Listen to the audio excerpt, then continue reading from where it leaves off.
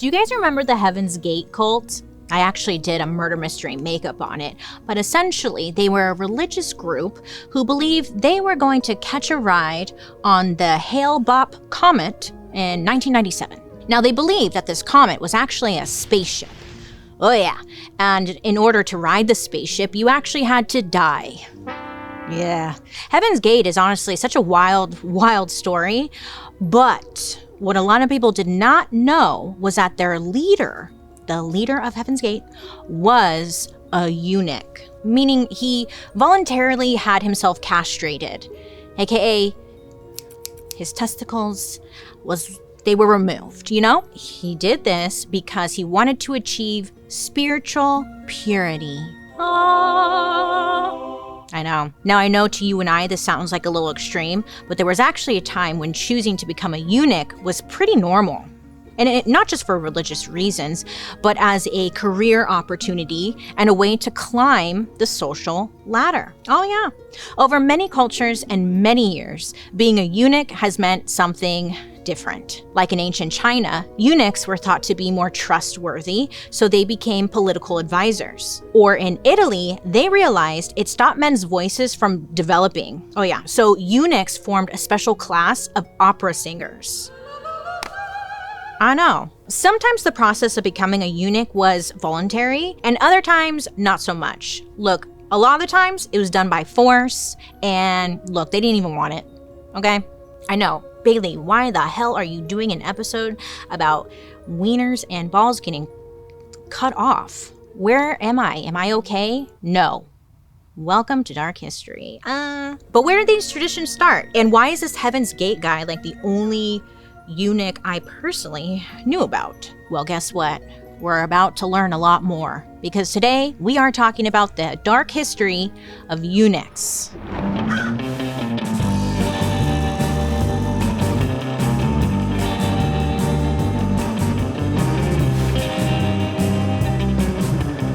Hi friends, I hope you're having a wonderful day today. My name is Bailey Sarian, and I'd like to welcome you to my podcast, Dark History. Hi, how are you today? Here we believe history does not have to be boring. It might be tragic. Sometimes it's happy. A lot of times it's sad.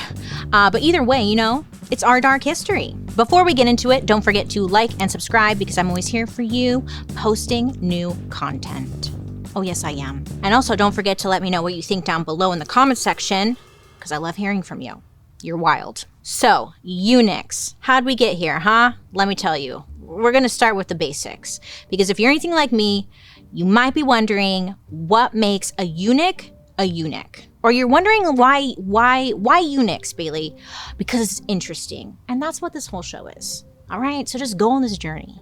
Eunuchs. The first thing I was thinking about was like, do they take the whole situation, the whole enchilada, the twig, the berries? Do they take everything? What is it? I wanted to know. Well, that depends really on the culture. Basically, a eunuch is a man that has been castrated. Sorry for the men listening out there. Listen, this is history. Basically, a eunuch is a man that has been castrated. Now, that could mean he just had his testicles removed, or sometimes it could mean that he had his penis and his testicles removed. Sometimes you didn't need to remove anything.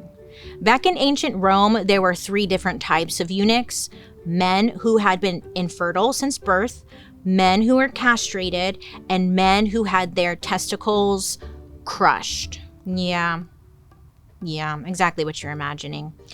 Their testicles were squished until they were no longer functional. Other times a string would be tied around the testicles, which would just like cause the blood supply to be cut off completely, and then they would like wither and fall off. Now, no one really is sure who created the first eunuch, since they exist across a ton of different cultures. Now, the earliest record of a eunuch goes all the way back to the 21st century BC in Mesopotamia. So you're probably wondering why they would do it in the first place. Why, Bailey? Why are they doing this? Back in the 1800s, there was a Russian cult called the Skopsi, and they believed having your testicles cut off made you free from sin. In their opinion, one of like the worst sins you could do was to have sex. So castration meant that like they would never be tempted and they could stay pure. The Scopsi called themselves the White Doves. They believed in order to be a real Christian and follow the path of Jesus Christ, you had to castrate yourself. The Scopsi were so intense that they actually, they freaked Stalin out. And he actually ended up banning them. That kind of says a lot, because Stalin was wild. But in other places, people became eunuchs for their career. It was believed that losing your genitals gave you special abilities that made you better qualified for certain jobs, which is why eunuchs were specifically made to be servants and political advisors to kings in ancient China and Persia. Now, here was the logic. If a eunuch couldn't have a family of his own, he would be more dedicated to his king and his career.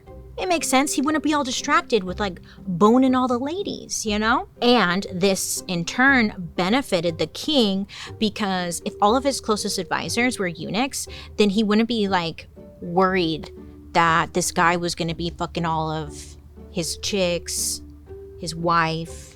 You know, kind of makes sense. I get it. An added bonus, a eunuch couldn't impregnate anyone. So the king would know that all of the children born in the palace were indeed his, the king, you know? But there were some eunuchs who took advantage of being constantly underestimated. Some of them even gained more power than the kings that they served. You know what mistake I made last holiday season? Well, I got Paul a Cigar of the Month Club subscription. Now, I've been trying to tell him, Paul, it is not good for your health. And he's all, look, I don't have lungs. And I was like, fine, you win. Now, it's a year later and I'm still paying for the cigar subscription and I don't know how to get out of it. I am stuck in this subscription. And did you know that over 74% of people have subscriptions that they've completely forgotten about? Well, luckily, I used Rocket Money to help me find them. Rocket Money is a personal finance app that helps find and cancel your unwanted subscriptions, monitors your spending, and helps lower your bills so you can grow your savings. You can see all of your subscriptions in one place. That way you know like where your money is going. Then you can cancel the subscriptions you don't want with just like a few taps. I know. Rocket Money can even try to negotiate lower bills for you.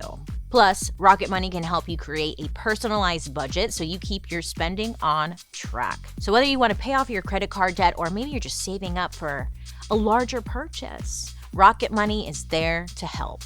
Rocket Money has over 5 million users and has saved a total of $500 million in canceled subscriptions, saving members up to $740 a year when using all of the app's features. So stop wasting money on things you don't use. Cancel your unwanted subscriptions by going to rocketmoney.com/darkhistory. That's rocketmoney.com/darkhistory. rocketmoney.com/darkhistory.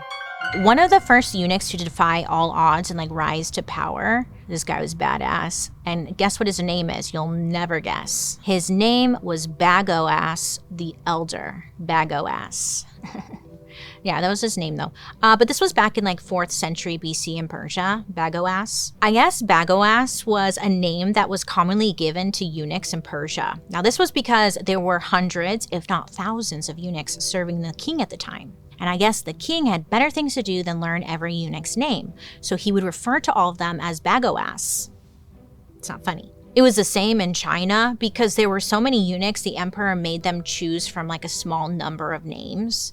Their names would emphasize their loyalty to him. Many were called Jinzhong, which meant entered the palace in loyalty. It kind of reminds me of like those 18 kids and counting, how they're like John, Jacob, Josephina, Jenaniah, Jedediah, John Jacob Jingleheimer Smith. You know, it's like that. I don't know, made it easy for them. So if you were a eunuch and you were working in the palace, now you were kind of like low-key the shit because you knew everything about everybody. Like the eunuchs knew everyone's business. They would be the people you'd want to gossip with because they knew shit. And they weren't preoccupied with, you know, raging boners or anything. They had time to sit, listen, and watch. And I like those types of people. Technically, they were like on the lower end of the totem pole, but like, look, you didn't want to mess with a eunuch because a eunuch had the king's ear. I don't know if this is a fair comparison, but look, it kind of reminds me like they're the little minions, not little minions, but they're kind of like the minions, and they hear and then they watch everything, and then they go back to the king and they let him know what's going on. You know what I'm saying? The eunuchs. So like if you got on a eunuch's bad side, he would go right to the king and let him know what is up. And this was not ideal. You did not want the king to know you were doing something fishy. So there are a bunch of eunuchs, and not all of them became close with the king. Just because you went through with the procedure didn't automatically make you the king's right-hand man. But Bagoas, the elder, he was one of those special eunuchs who ended up rising to the top. He worked hard. He became a private minister to the king of Persia, King Artaxerxes III. So the king relied on Bagoas's opinion heavily. So whether it was for personal matters, politics, whatever was going on, he wanted to know. He wanted to hear it. But what the king didn't know at the time was that Bagoas was not a friend. Ooh, he was shady. Bagoas was looking out for himself, okay? And not only that, he had bigger plans. He wanted to take over Persia. And he felt like he could. He knew everything about everyone and how the king worked. It's kind of smart. Now, Bagoas knew, like, okay, he can't just, like, take over with his current king in charge, This guy's too powerful. So instead, he's like, you know what I gotta do? Murder. So Bagoas ended up murdering the king. I don't know how. And not only that, but also murdered his sons. He ended up leaving one of his sons alive. And that was on purpose because Bagoas wanted this son specifically to be in charge because he was kind of a little shit, kind of dumb, moldable. I can get this guy to like work for me is what he's thinking. It's part of his plan. So, the whole family just got murdered. No one knows who did it. And then the son now becomes king. What he didn't know was that he was really just a puppet. Bagoas was right by his side, giving him feedback, telling him what to do. And this new king is doing as he suggested because, Bagoas seems to know better. He's been here longer. He's been working for the king for like a long time. So yeah, I'm going to listen to him. So a couple of years go by. Bagoas decides it's time to switch things up again. Bagoas kills this last king, okay? And now there's a new guy. His name's Darius. I know. We get some like wild king names. And then sometimes you get the normal ones. They're just like Darius. Anyways, Darius is on the throne. He's the new king. Unfortunately for Bagoas, though, Darius was like smart. He was a little smarter than the last two kings. Maybe he took notice that something funky was going on because murder kept taking place. And, he decided to keep an eye out for Selena. Anyways, but he's kind of putting two and two together. He's thinking that this Bagoas guy is the common denominator and everyone's getting murdered. So Darius is in charge and, he's making his own decisions. But Bagoas wanted him out. Like, he wasn't listening to his advice like the others. So one day, Bagoas decides he's going to poison Darius's drink. Once again, murder. Trying to get rid of him. So Bagoas has this drink, comes to Darius, and he's like, here, I brought you something to drink. And instead, Darius was like, you know what? Why don't you drink it?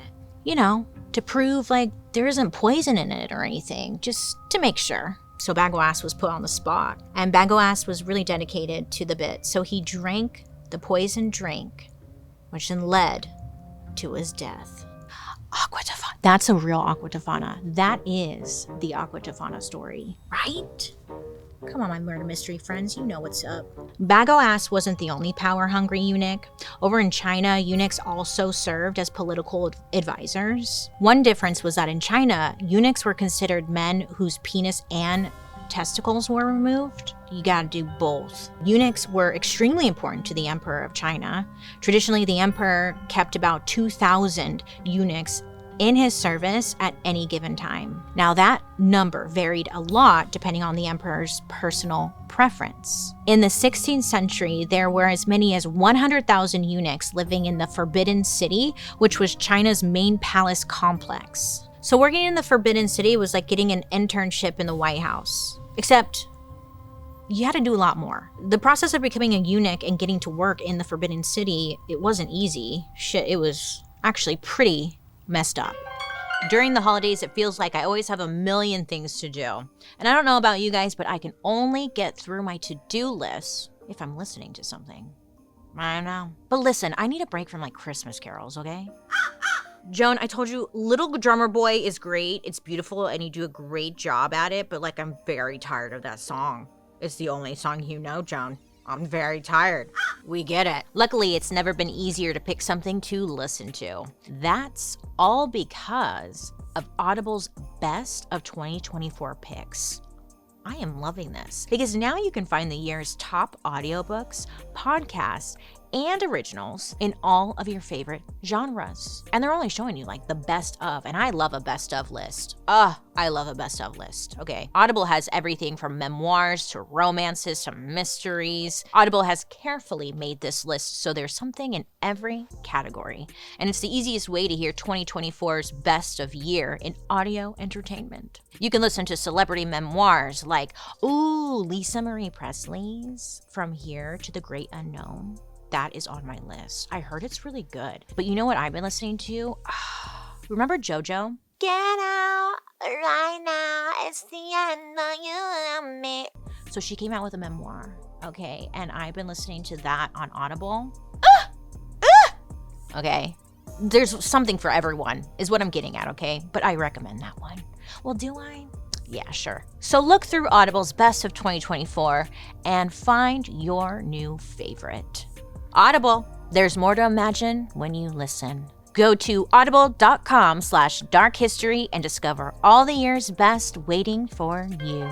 It was believed by those in charge that the best eunuchs with the most potential came from poor families. I mean, the ideal candidate for a eunuch was believed to be about 11 or 12 years old. Now, usually young boys from poor families would get scouted by Imperial recruiters. They would tell these boys that becoming a eunuch was like their only option for a better life. They would tell the boy, you get to live in the royal palace. You get an allowance, and you can send that allowance like back to your families. Like you want to work in the palace, is what they're telling these boys. Usually the boys, they had no idea what they were being asked to give up.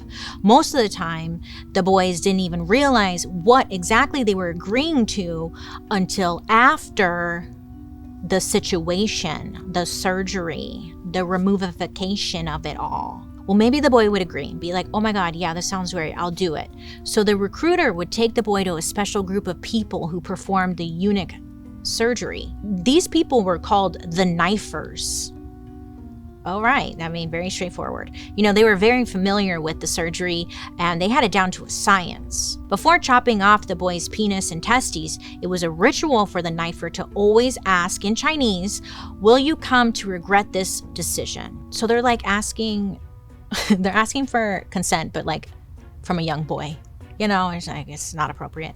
But the boy would say no, and then they would chop it off. So once the parts were removed, it was actually tradition for the severed penis and testicles to be hung in the family's home from the highest beam in the ceiling. Now this was to signify the heights that he might reach in his upcoming career as a eunuch. Once the boy was healed and ready to get to work, he would take his parts down from the ceiling and then put them in a jar and then bring it with him to live in the palace. And then you actually kept your penis and testes in that jar your whole life until you died. And then you would be buried with it. Oh yes, this was so that you could be whole in the afterlife. Sometimes poor families would try to create a loophole and perform the surgery on their kids themselves, hoping for the best. I don't know how they, maybe they would do it and then be like, go, just sneak into the palace. They'll never know. So I guess there were even grown men who would try to castrate themselves in hopes of bettering their lives. I don't know what the plan was. Like they would castrate themselves and then would they sneak into the palace? Would they tell it? I don't know, but they did that, I don't know. But let's say you did castrate yourself. If people found out that you did that, it would backfire and you would actually be completely banned from the palace. But even if you went about it in like the right way, being a eunuch just wasn't easy. It seems so complicated, depending on where you're at too. Like once you became a eunuch, you were kind of a social pariah. So if you were a eunuch and you decided to go home to your village and like just visit family, you're like, hey, I'm gonna go see like my friends, yay. If people knew you were a eunuch, you would totally get treated differently. Like even your own family, they were like, like they were kind of afraid of you because again, like you worked for the emperor or the king or whoever was in charge. So it's like, if I mess up, are you gonna rat on me? Are you gonna rat on me, Brad? You know? And then if they did rat on you, you could be killed. So this was like intimidating, and a lot of people just kind of didn't want to be around eunuchs because you had to be on your best behavior. They were judging. So there were some eunuchs who would actually end up running away from the palace because they missed home. You know, they were taken from like a young age. They didn't know what they were getting into. So then they wanted to get the F out of there and they would run away. Then if they did run away and they were now living at home, they would try to blend in and pretend that everything was normal, right? I'm not a eunuch. That's crazy. You think that? Because I'm not. Whoa. If they ever were found out, they could like get kicked out of their home. Again, everyone would know. No one would feel safe around you. And you were just kind of screwed. But the reason so many people became eunuchs and like took that risk was because there was always a small chance that you could become insanely powerful. And if that happened, it was like winning the lottery. And this is what happened to a eunuch named Zhao Gao. Zhao came from a family who had been through a lot of trauma. Like his father was convicted of a crime. I'm not sure what crime, but it was bad. It was bad enough that he ended up being castrated as punishment. Meanwhile, Zhao's mother and siblings were all taken to live in the palace as slaves. Now, because of their father's crime, because he was a bad guy, Zhao and all of his brothers were castrated at birth because they come from his dad, you know, it's punishment. Zhao worked as an official for the first emperor of the Qin dynasty, Qin Shi Huang, and everyone really liked Zhao. He quickly rose to the ranks and became the #1 guy to Emperor Qin Shi Huang. Now, this emperor was a very big deal. He conquered and united different warring states within China. Basically, he created China like as we know it today. He also was the emperor who started the Great Wall of China. So he was doing big things, okay? And Zhao was right there as his right hand, just in a really good spot. Most people in China today, they know him as the original gaslighter. Zhao is associated with a very popular Chinese expression. Ready for it? Pointing at a deer and calling it a horse. I know. Okay, go on. Well, even though the emperor thought Zhao was trustworthy, Zhao was only ever looking out for himself. In fact, he was considering doing the worst thing possible. Betraying his country and taking over the Qin government. So he has to make a plan, you know? So before he takes over the whole government and everything, Zhao has to be sure that the other court officials would listen to him and only him. So he came up with a little test. He brought a deer, here's my deer, into the palace and he marched it right up to the emperor. And he tells the emperor, this is a horse. And the emperor, I guess, laughed and said, is the chancellor perhaps mistaken, calling a deer a horse? Drama, I know. And then the emperor asked everyone around him to back him up. He's like, right, that's not a deer, everyone.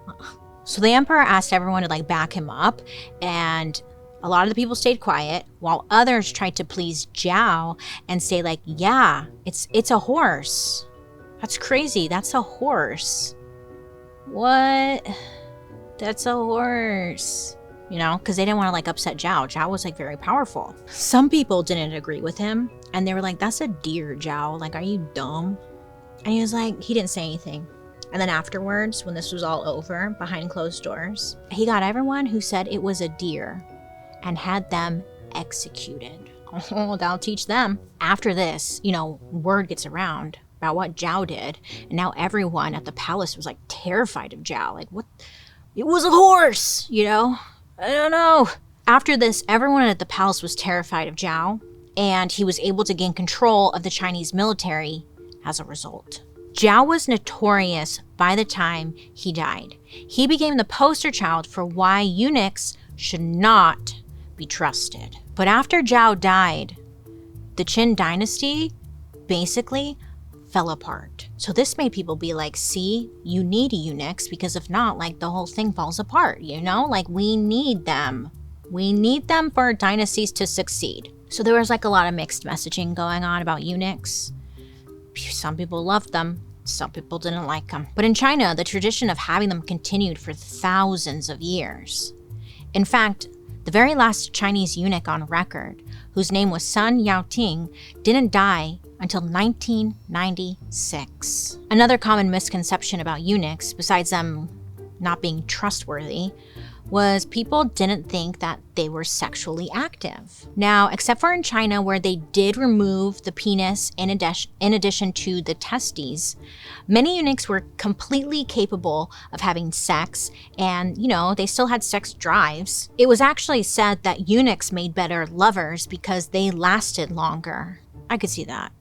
Yeah, I could see that. But I guess it's all dependent on like when exactly the surgery took place. So if a boy was castrated in his early teenage years, usually he would have some hormones still in his body and he would like develop normally. Sometimes like he wouldn't have body hair, but for the most part, they'd be a normal boy. Men who were castrated closer to adulthood would have like facial hair, body hair, and active sex drives. Some eunuchs were castrated when they were like very young children, and then their parts would never like fully develop, and this would impact their physical development for like ever. In the Qin dynasty, for example, boys who were castrated at this very young age had a tendency to grow extremely tall and lanky because of a hormonal imbalance. Now, because they were like tall and lanky, they actually had a special place in the emperor's guard. They were the last line of defense against palace invaders. But across the many cultures where eunuchs existed, there was a common misunderstanding that they were not sexual. This is why many of them were used as guards to protect the women of the palace. In Muslim courts, for example, eunuchs were created to work as bodyguards for the king's harems. A harem is sort of like a house where a king would keep all of his wives and like sex servants. And if a eunuch were to have a secret affair with any of the women he was supposed to be guarding, well, it was kind of like a perfect crime, because they wouldn't be able to get the woman pregnant, and bada bing, bada boom. Maybe this is why some eunuchs were actually heartthrobs in their day, especially a castrati. Castrati is the word for a male singer who undergoes castration before puberty in order to keep their high vocal range. That is dedication. This practice started in the 16th century, and the castrati were the biggest stars in the world of Italy's Baroque opera. So they started out as young boys from like lower class families who had singing talent. Just like in China, these boys would be scouted. And before puberty hit and their voices would drop, they were taken in for castration. After the surgery was over, they would usually be sent to study music at schools and churches across the country, and the whole goal was getting more men who could sing in a higher vocal range. I know, and you might be thinking, Bailey, why couldn't they just have women sing in this high vocal range? Well, it's 16th century, Brenda, okay? Women were not allowed to sing in the Catholic Church.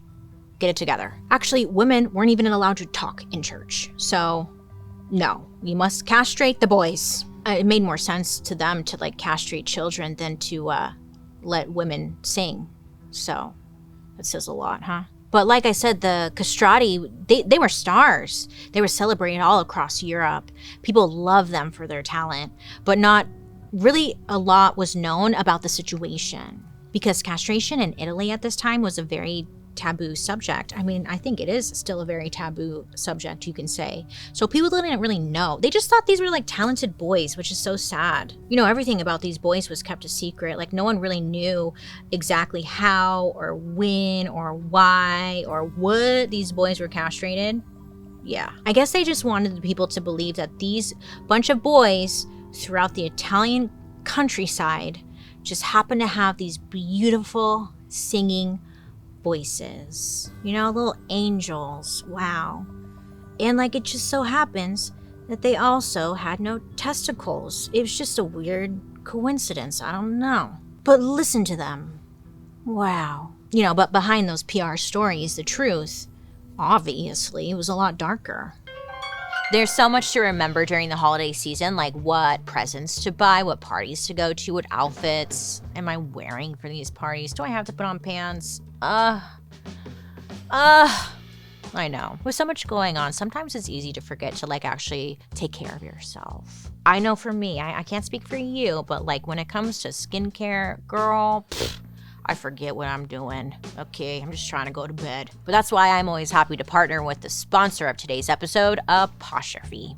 Now, if you don't know, Apostrophe is an online platform that connects you with an expert dermatology team, and then they customize a treatment plan specific to you and your skin. Plus, they make it so simple. All you have to do is fill out an online consultation form, attach a few selfies, and then you're all set. Apostrophe even offers access to prescription treatments, handling anything from hormonal acne to breakouts to rosacea, dark spots, whatever it is, whatever your concern is, they've got you covered. I know this time of year, my skin needs all the help it can get. I'm not getting enough sleep, I'm stressed out, and my skin is dry.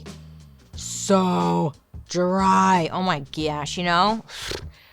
Anyways. So I went into my Apostrophe profile and I updated them saying that my skin feels like a desert, like it's just so tight and dry. And then they helped me and they gave me a personalized treatment plan to help address my new concerns. And then the best part of all, you don't even have to leave the house because the products will all come to you. Shows up right to your front door. So no doctor's appointment needed, no trip to the pharmacy, no baby girl, listen, it's coming right to your door. Apostrophe wants to help everyone feel confident in their own skin, and having a customized treatment plan is the first step to doing that. Right now, we have a special deal for our audience. You can get your first visit for only $5 at apostrophe.com/darkhistory when you use our code DARKHISTORY. That's a savings of $15. Oh yeah. And listen, this code is only available to our listeners. To get started, just go to apostrophe.com/darkhistory and click Get Started. Then use our code DARKHISTORY at sign up and you'll get your first visit for only $5. Hey, a big thank you to Apostrophe for sponsoring today's episode. Now let's get back to the story, huh? So the boys, like who showed promise from a young age, were not only scouted. No, get this. They were often drugged, kidnapped, and taken to a back alley surgeon to have their testes cut off. What is going on? These were boys between the ages of like 7 and 9, and many of them didn't even know what happened until like they woke up. And it's even worse than like what you're imagining in your head right now, because these weren't specialists like the knifers, you know, in China. These were people called barber surgeons, meaning like these are the guys that you would go to for haircuts. Yeah. We actually talked about barber surgeons in our oral hygiene episode. Barber surgeons kind of just belong in the strangest episodes here at Dark History, don't they? Yeah. The barber surgeon, okay, look, they would drug these boys. They would take them to the alley. These barber surgeons would cut the ducts in the testicles. Show a picture.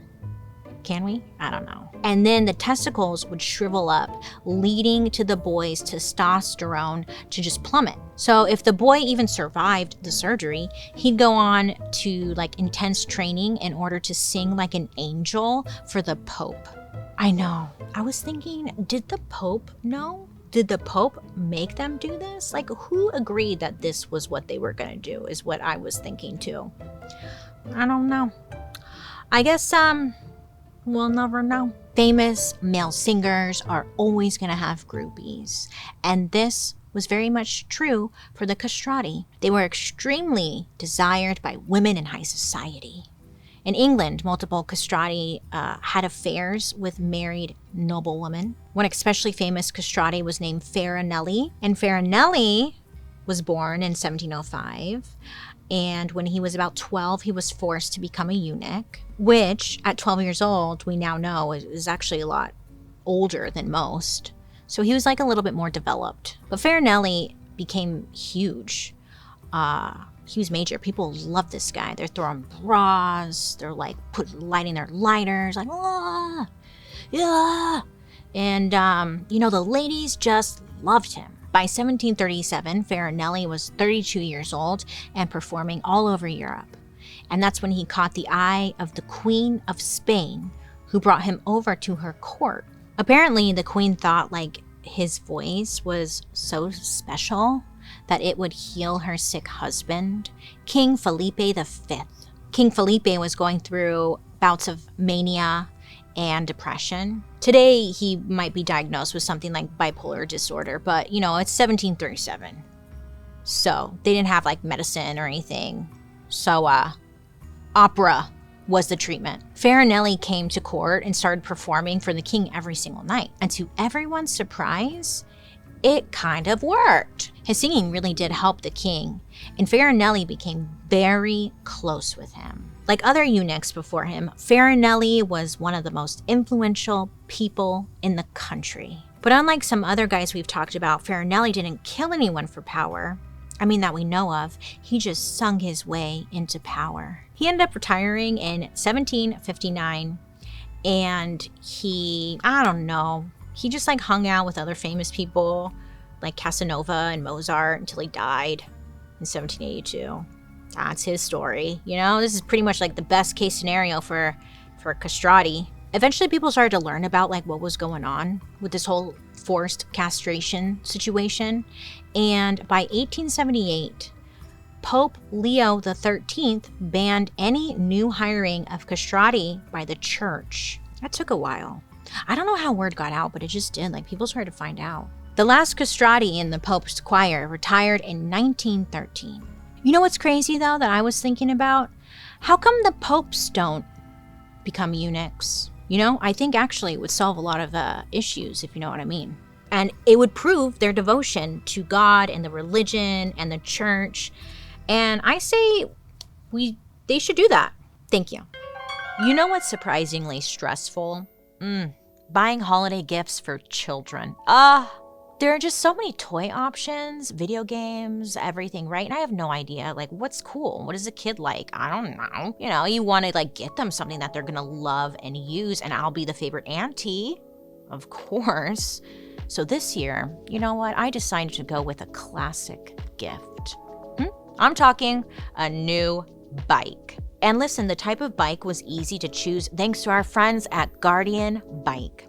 Listen, they make the easiest, safest, and quickest bikes for kids to learn on. They have kids learning to ride in just one day. No training wheels needed. Personally, go back in my memory, I remember riding a bike and it definitely took longer than a day. A lot more drama, a lot more scabs. So now you don't have to go through all that.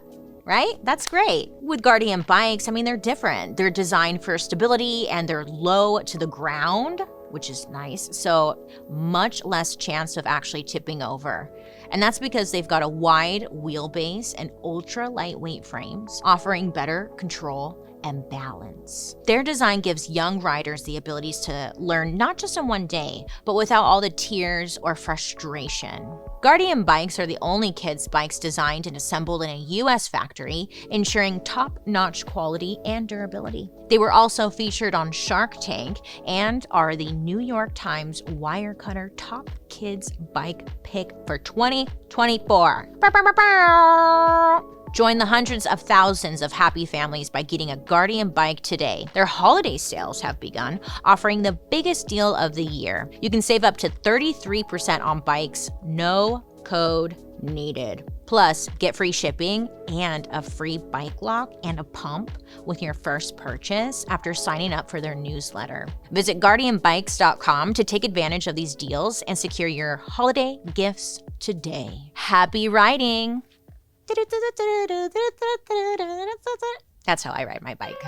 So the act of castration in itself is pretty gruesome. I'm sure you can, it's pretty intense. No one's using some kind of numbing cream. There's no IV where you knock out and then you get it removed. This is just, they raw dogged it to a lot of people who didn't even want it and thought they were gonna have a better life. The whole thing is pretty messed up. But so far the eunuchs we've talked about have gone on to have successful careers singing or trying to overthrow the government, murdering people, and it elevated them to another level in society. But stories like these are few and far between. Sadly, the majority of men getting castrated weren't in line for a promotion. Most of them, more often than not, it was just simply mutilation, period. Back in the 11th century in France, there was a successful philosopher named Peter Abelard. And Peter was hired to tutor a young girl named Eloise from the plaza. I know, the crossover you didn't expect. I'm just kidding, I don't know any other Eloise. She was considered one of the most educated women of the time. So she needs a tutor, to further her education. So her uncle hired a tutor, Peter. Pretty soon after, it was kind of normal, I guess, if you're rich, your tutor would move into your house. I've seen rich people do this. I saw a movie about it. What was it called? The Tutor, I think it's called.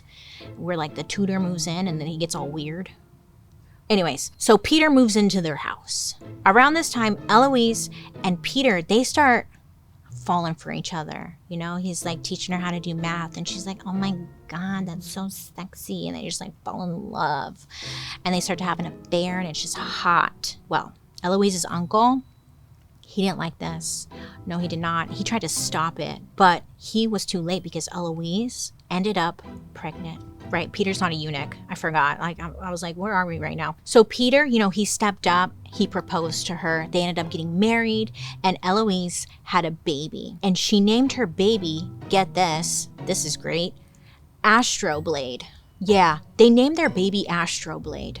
Yeah, it sounds like a roller skate. It's bizarre, but whatever. We're not judging. But Eloise's uncle, she was not done with them yet. He was furious about his niece running off with Peter. So he, being weird, tracked them down. Yeah, Eloise's uncle is obsessed. So Eloise's uncle got a bunch of men together and made them break into Peter's home in the middle of the night. I guess, they break into the home, they hold Peter down, and then they violently castrated him as punishment for impregnating Eloise, which is so lame. They already have a kid. They're together. They're married. Just let it go, dude. Right? But, well, Peter, she's like, shit, man. He doesn't know what to do. So he then becomes a monk. And Eloise was forced into a convent. But the two of them kept exchanging love letters. I guess they were very steamy. And they're kind of famous to this day. Eloise's writing is now considered some of the earliest feminist philosophy. So, we've only talked about surgical castration, but as time goes on and science advances, chemical castration becomes a thing. Chemical castration sounds really scary. Well, it all sounds scary, but for some reason, the word chemical castration, it just sounds really, really scary. Chemical castration is when hormonal drugs are prescribed in an attempt to reduce libido. Now, this has been used for people convicted of sexual crimes like pedophilia. The idea is that if testosterone is reduced, so will the man's sex drive, And hopefully, the goal is that this will stop him from committing sexual crimes. And at one point, being gay was considered a sexual crime. Back in the 1930s, there was this genius mathematician and scientist, and his name was Alan Turing. So basically, during World War II, he worked for the British government to try and break the code Germans were using to send secret messages. So he was like, I'm gonna figure out what they're saying. And in fact, without Alan doing what he did, the Nazis might have won World War II. He was an international hero, at least he should have been. But Alan was gay, and he was in a relationship with another man named Arnold Murray. So one night, Alan called the cops regarding a robbery at his home, but the cops decided to ignore the robbery situation and instead investigate something else. Alan's sexuality. It was the 1950s, and in England, technically, homosexuality was illegal. But Alan didn't care. He was living his life. He made it a point to be open about his sexuality and who he loved. So when the police brought the charges of gross indecency against him, Alan refused to deny the allegations on principle. Ultimately, this meant that he was convicted for being in a relationship with a man. And Alan's punishment for that? Chemical castration. Lame. He was put on hormone therapy meant to reduce his libido and cure him of his criminal interests. But the hormones had awful side effects. His libido wasn't just reduced, he actually became fully impotent. And he was taking a bunch of estrogen, so it caused him to develop some breasts. So now Alan had a criminal record, and because of this, his security clearance was revoked, meaning he could no longer work. He could no longer do his life's work. Like, everything was taken from him. Now, this is a man who should have been treated like a war hero, seriously, but instead, he had his whole life completely destroyed by the government that he protected. I mean, you would be pissed. Fuck that, It was horrible. Sadly, in 1954, Alan Turing ended his own life. Poor guy. But, there are some conspiracies out there because whenever, a person dies in a strange way and the government's kind of involved, and I guess Alan's death was strange, people think maybe he was handled. Do you know what I'm saying? Well, I guess he allegedly poisoned himself by eating an apple laced with cyanide. Very Snow White, huh? But Alan's legacy lives on. In 2013, Queen Elizabeth issued Alan Turing a royal pardon. Wow. I mean, it's nice, but it's a little too late, ma'am. But okay, whatever, sure. And then a year later, a movie came out called The Imitation Game, and Benedict Cumberbatch played Alan. So people now are finally recognizing, how important he was. Throughout history, we've been doing this. We've been doing it for thousands of years and somehow keep finding new reasons to do it. It's given us politicians, advisors, guards, singers, celebrities. But I think for the most part, it's really just ruined lives. Some people choose to become eunuchs willingly, believing it will be their lottery ticket to a better life, or maybe a more spiritual one. And sometimes it's just a matter of tradition. But it's a part of history I personally knew nothing about. This was all shocking to me. My mind was blown. I was like, what? Because I always hear about women's, You've heard of it too. I've heard of that, but I haven't heard about male castration really. Anyways, that's how I ended up here. But I would love to hear you guys' thoughts because I've bought so many books on eunuchs and I am having a eunuchs moment right now. It's just wild to me that castration meant so many different things to different cultures. Okay, so let me tell you what you're gonna look forward to next week. I went down a rabbit hole and I found out the craziest cocktail fact. Did you know that in 2010, Jimmy Heselden, he's the owner of Segway, he died by accidentally segwaying off a cliff. I was like, what? I mean, that's sad, but kind of ironic. I mean, it's sad because Jimmy probably would still be alive if he had been walking, right? So this got me thinking, I wonder how many genius inventions out there ended up killing the people who invented them. It's kind of Frankenstein-ish, huh? Well, join me next week because we're doing the dark history of creators ruined by their creations. Oh shit, it's actually good. Well, friends, thank you for hanging out with me today. I hope you learned something new. Did you know you can join me over on my YouTube where you can actually like watch these episodes on Thursday after the podcast airs. And while you're there, you can also catch my murder mystery and makeup. Don't forget to subscribe because I'm here for you weekly. Damn it. I'd love to hear you guys' reactions to today's story, so make sure to leave a comment down below so I can see what you're saying, and your comment might actually be featured in a future episode. Now, let's read a couple of comments that you guys have left me. Yay! Starry Adventure 8922 left me a comment saying, I love that Bailey comes up with topics for dark history that we'd never expect had one. Love you, Bailey. Thank you for our happy place on Thursdays. Starry Adventure, thank you. You're so sweet. I've been saying this for a long time. I'm a very curious person, and I love it because when we sit down and we think about topics, man, it's just like you can go anywhere. Everything has a weird dark history is what I've learned, right? You just like never know what, why, when, where, how. Blows my mind every time I sit down. I'm like, wow. And then I learn so much. I hope you do too, but thank you for watching. It means a lot. I appreciate you. Heather Renee 30292 left a comment on our organ transplant episode saying, I had a kidney transplant. I know my donor. He is allergic to milk, morphine, also loved fish. I never had an issue with milk or morphine till after my transplant. Now I am allergic. Also, hated fish, and now I love it. My donor is 1/3 Hawaiian, 1/3 Japanese, and 1/3 white. Also, my hair and eyes both got darker. Heather, oh my God. First of all, congratulations on your kidney transplant. I hope you're doing well. Secondly, that's nuts. That's nuts. Especially the thing with your hair and your eye color changing. And what? Really? That's crazy. Thank you for sharing. That was very interesting. I hope you're doing well. I'm sorry you can't have milk. Sarah Joe 3396 left us an episode suggestion. I'd love to hear you talk about the 1986 Ohio balloon launch disaster.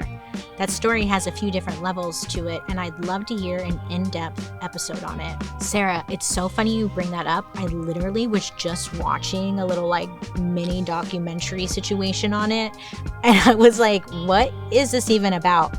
I'm with you. We should do a story on it. Love this for us, Sarah. Thank you, Sarah. Love this. All right, well, we are done finally. I appreciate you so much for hanging out and watching. And if you don't know, Dark History is an Audio Boom original. I want to give a big special thank you to our expert, Norman Kutcher. I know, I didn't know we can find a Eunuchs expert, but we did, and Norman was great. Appreciate you. And I'm your host, Bailey Sarian. I hope you have a good day. You make good choices, please. Thank you so much, and I'll be talking to you later. Goodbye.